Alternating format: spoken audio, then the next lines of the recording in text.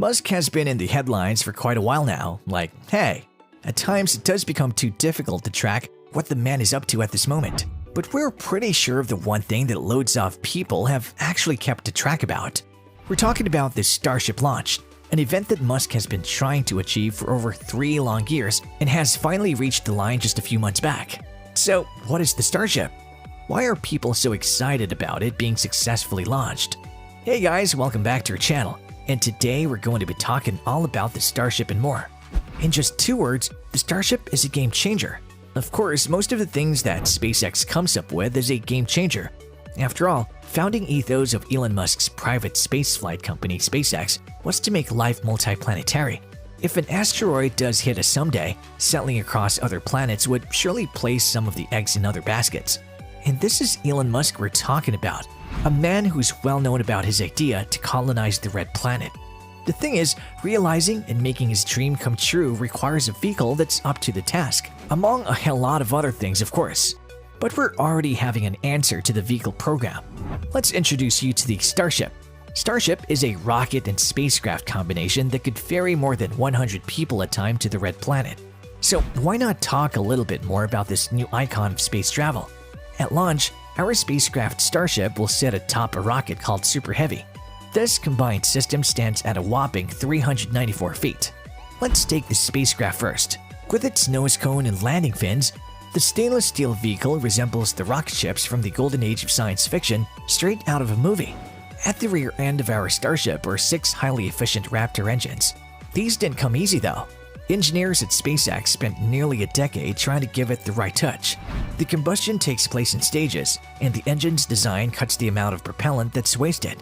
Towards the middle of the vehicle are the propellant tanks, and towards the front is a huge payload compartment that'll be able to haul large cargo or people to destinations in deep space. Now, remember the normal rocket engines you see? Well, Musk went a whole different way. He used methalox for the Starship, a prudent choice for that huge plan of settling in Mars. You see, methane can be easily synthesized from the Martian surface with a bit of science. The man really thought about it all. So once you reach Mars, the return journey is self-sufficient and cost-effective. Basically, it's a win-win. But enough about the Starship. We are here to talk about the big launch. When is it going to happen? Well, the vague answer is 2021, but then we just have a few more months left for this year to end. So why isn't it happening already? In the last few years, SpaceX has tested various prototypes of the upper stage at its Starbase facility in Boca Chica, Texas. It all started off in 2019 with a 39-meter-tall test article, which was called Starhopper. After previous attempts to fly the Starship, right this year in May, a 6.5-kilometer ride ended in explosions on the ground.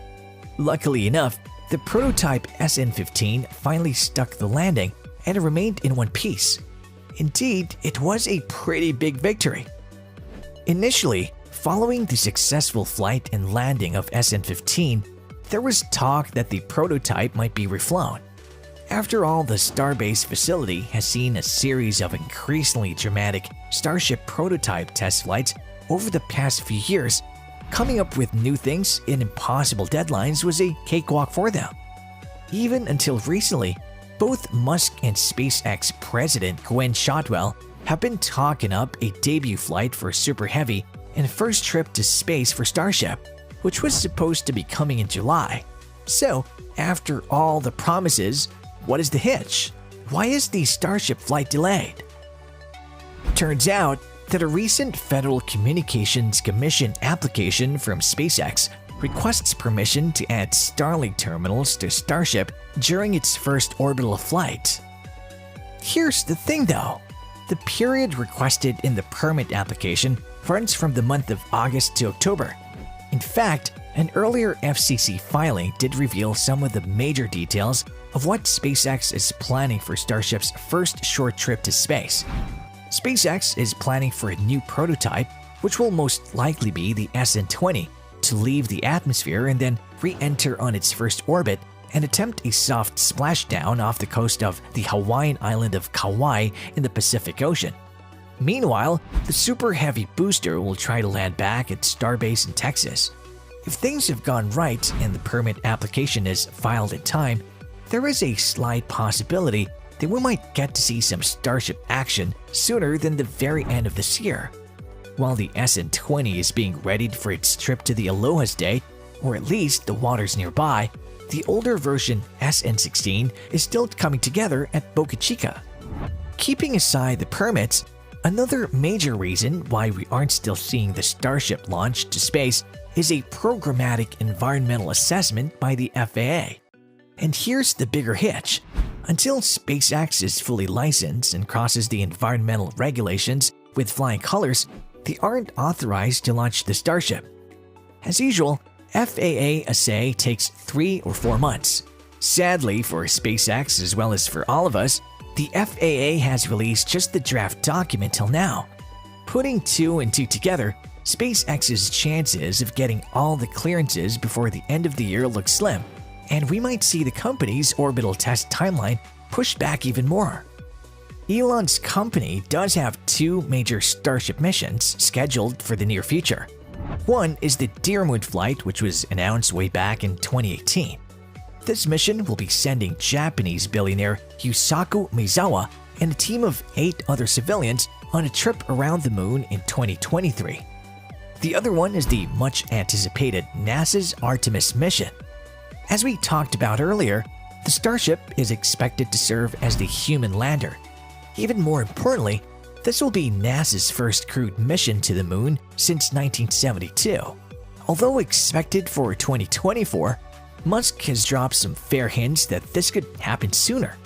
But hey, to carry these astronauts from the Orion spacecraft to the moon's surface, the Starship will have to go to the moon first.